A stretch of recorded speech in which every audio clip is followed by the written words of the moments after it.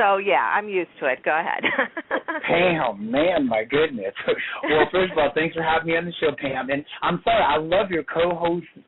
I just forgot her name, though. I love her accent. What is her name again? My name is Dawn, David. Hi. Hi, Dawn. I love your accent. And hey, Sean, this is David. I've been watching GH actually long before even you showed up. You go back the first time. Yeah, I go back to the days of Steve and Jesse when I was like 5 years old. Wow. You and I'm surprised that you and I are in the same age group. I just Googled you. I'm only 2 years older than you, so I was surprised. You don't look it. I followed you since your very first day back in the 90s, and you have aged wonderfully, and you look great now. And your performance. I followed you on as AJ, and I followed you as Deacon on B&B and Y&R. I loved you on both of those too. And I was really I said, why did they let him go? That's stupid. And I was hoping that Cartini would snatch you up. I said, if they're smart, they'll snatch him up, because I so wanted AJ to come back. I think there's so much story that was left undone in the 90s with the whole Michael story. That story drove me crazy, and I'm so glad to see that they're digging that back up again. And so far, they're doing it right. But that comes to my question for you. My question is that basically I see that in your characterization of the character now, you're playing AJ with a lot more robustness, and he's a lot more aggressive, and he's a lot more confident in himself. Because, back in the day, AJ was kind of in Jason's shadow. He wasn't confident. He was, the sniveling drunk and all that. And what I'm asking you, is that really in the script, or is that just your interpretation of it? And do you think that this time around the writers are going to let you win over Sonny? Do you think that they're going to let you win and at least get Michael back? Or do you think go ahead. I think AJ's got a legit shot at winning. I really do. I really hope so. As far as playing the character more aggressively, I just sort of, they didn't tell me really what happened to AJ during the 7 years that he was off the show.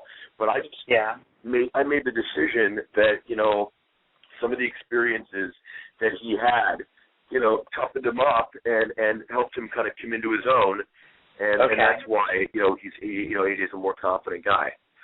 So go ahead. Go ahead. I was going to say, that was part of that was my choice, but also that's been supported, I think, largely by the writing. Okay, which is really cool, and I hope they do that, because I really despise the way that in the end, when Billy Warlock took over the character, they really destroyed the character. The Goose regime destroyed the character of AJ. All the stuff with him shooting Alan. I could see him kidnapping Michael and faking his death, but shooting Alan and all that was just going far too far. Yeah, and I really hated it. It's kind of hard to play that. It's kind of hard for me to. I have to respect the history of the character, but in order to be able to have relationships with other people on the show, we got to take a little license and sort of get past it. Otherwise, there's people who would never ever interact with me. Right, so, and you have to find you have to find a motivation for your character, and with extreme actions like that, I don't know how bad the relationship was with AJ and Alan. They still loved each other. There's no way he would have shot him. He might have tied him up and knocked him out, but shot him in the back like that. That was horrible writing by Guzza. They just destroyed the character. I'm really hoping that Carlivati is going to repair that. And what I really want to see is, even if AJ doesn't get the company, I just want to see him turn Michael from Sonny, because the whole Michael Sonny thing, I was just screaming at the second. There's no way any social services would have ever let a child be raised, even with a reputed. That's just silly. So. That's funny. Yeah. Well, I think that AJ and Michael have definitely made a lot of inroads to forging a close relationship. And, it's interesting because I think what it does is it kind of tears Michael in two different directions. And again, conflict is what always creates interesting, That's stories. Right. That's why I always fight with show fans. I have like about 3 Facebook groups of GH, And I said, they said, we just want people to be happy. I said, well, that's not a show. Okay? I want to see some conflict and some drama. I don't want to see everybody. I want to see happiness all the time. I don't know. I'll read a Disney book. I don't know. Well, I appreciate your enthusiasm. You know, you're yeah. Well, I don't want to. I don't want to keep it on too long, but I wanted to tell you that I do follow you on Twitter. I'm going to tell you your performances are great, and I want to, if you have any time, I'm a writer myself. Actually, I'm trying to get into Northwestern's TV writing program right here in Chicago with Pam, because I've always wanted to break into the industry and write. I wrote manuscripts. Okay. I used to write stories for GH just for the fun of it in high school, and I was bored of it. Actually, great. Book group on GH is called GH Back to the Basics. Well, I started actually writing the story in 2011 myself because I got so sick of what the actual writers were writing. And my story now is I bring your character back from the dead. I just brought you back now, but basically you're aligned with Sonny's dad, who's like a mobster. And in my story, you're going to take Sonny down. You're going to turn Michael away from. You're going to get that story. So what I'm going to do is I'm going to try to send you I'm going to try to tweet it to you on Twitter, or you can join the group yourself. If you ever heard any time, it's called General Hospital 2012 Back to the Basics. It's on Facebook. Just ask to join, and I'll add you. I only have 8 episodes. I'm working on episode 8 right now. I'm behind for the holidays, but if you have time, catch up. You're my main focus character. Okay, well, give me a couple days. But I will definitely. That's fine. I will seek it out, and I will come. General That's fine. Back to the basics. Okay. That's fine. You are gonna love your story. I bet you are. You're gonna love it. I tweeted it to Sonia Edie, who plays Epiphany, and she's like, "Man, I wish you were writing this show. I love what you're doing with my character." So yeah, and look for my name in the next 10 years or so. You might see me in the industry. If I can break in, I'm gonna try my best to break in. So. I will do that. It's been wonderful talking to you. You too. It's been a pleasure. I'm unfortunately going to have to say goodbye. I got to jump. I know. But thank you, David. Thank you so much for having me. Thank you so much, Pam. And I enjoyed talking thank you, to, Sean, for calling David. in. We understand you got things to do, and we'd gladly have you back. We'll email each other and we'll pick a date. We'll find a date for you. It's not a problem. Thank you so much for having me. Take care and have a wonderful New Year. Thank you. You Thank too. You. Bye-bye. Same to you, Sean. Take care. Take care. Bye-bye. Bye-bye. Well, short and sweet, but we loved it. It was great hearing from him, and we'll definitely have him back, so no worries there. John, you barely got a word in. Well, that's okay because it was just so much fun just listening to him talk about his career and about GH and how much he's enjoying being back on there. And it makes me very happy that he is back on there for all GH fans who have loved him in the character of aj-quartermaine. So kudos to him and just a delight. I look forward to chatting with him again. I really do. Definitely. And pick up his book, Modern Gentleman. You won't be sorry. It's really excellent. And it is, funny in different areas. And I think that once you read that, you'll look forward to his next book coming out. And now that he has his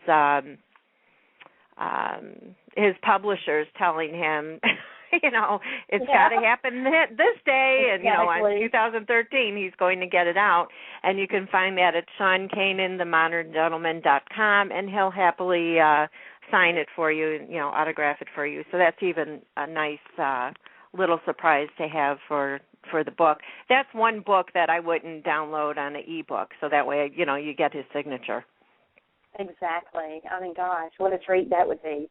Mm-hmm. So, yeah. So he's a great guy, and I'm glad that, he was late. We do apologize. He did have some scheduling conflicts, and I was away from the air for a bit. I was behind the scenes trying to coordinate all this, and finally had someone that was fortunate enough that helped to get us connected. So so it was, but we're so glad he was able to call in, and even if it was just for a few minutes, it was well worth it. So great interview. Yeah, and Jesse was asking if the book is available anywhere else. It is on Amazon. I just looked it up. So just put in Sean Kanan under books, and it's the first one that comes up. And I have to tell you that right below that, oh, my gosh. What? Playgirl magazine from October of 1993 with Sean Kanan on the cover. Well, okay, folks, everybody run over to Amazon and pick up your copy today. And, he got off the line in just the right time, didn't he, before you could ask him about that. My gosh. So, and if you see that cover, it's worth spending the $8 on it, I'm telling you. Oh, my gosh, that's too funny. So, and here I was thinking, he said he started comedy at the age of 15, and here I was thinking his humble beginnings began in comedy. But, he apparently has been around a lot of places and has gained experience in all seriousness, he's gained experience in a lot of areas. So, but gosh, are we ever glad no wonder he's so hot. I know, right? And he's like considered a bad boy of daytime. My gosh, now we know. So, yeah, I'm kind of funning around, but seriously, I know. Well, we want to thank everybody for listening tonight and bearing with us to get Sean on the line, and we definitely will have him back, as I said before. We're going to wrap up now, and if you aren't doing anything right after the show, Dawn has a show, Jam and Jukebox on Blog Talk, where she has indie artists on there where she plays music by, unsigned music artists, and let me tell you, they're phenomenal.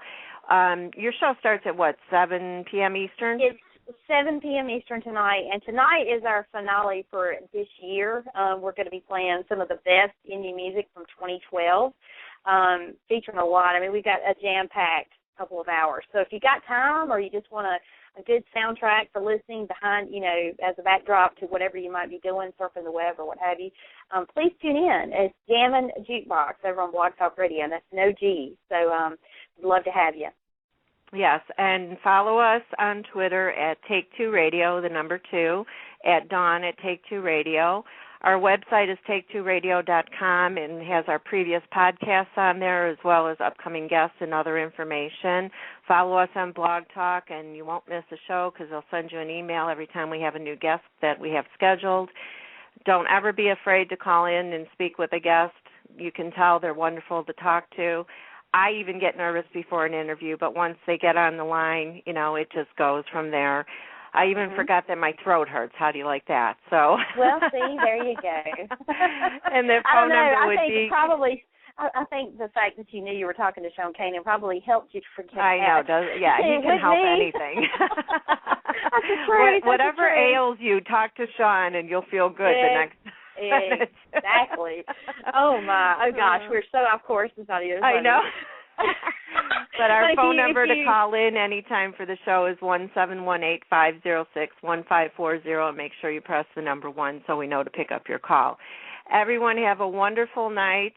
Good night. God bless. Watch for Twitter in case we get our guest for tomorrow. Otherwise, it'll be a January date for this person, and it may be even more than one person if he gets several of his buddies, and you'll recognize them too. So that's all I'm going to say. That's right. So good night, everybody. Oh, David's reminding me, iTunes. Thank you again. It's so new that I keep forgetting. Our show is also available as a free download on iTunes, Take2 Radio, and you can listen to the podcast on there too. So thanks again, everybody. Have a good night. Dawn, thanks for being with me. I'll meet you at your show and listen into your indie artists because they're wonderful, and I love them all. I love all you guys. Thank you for blessing me with your presence and listening to our show. Have a good night.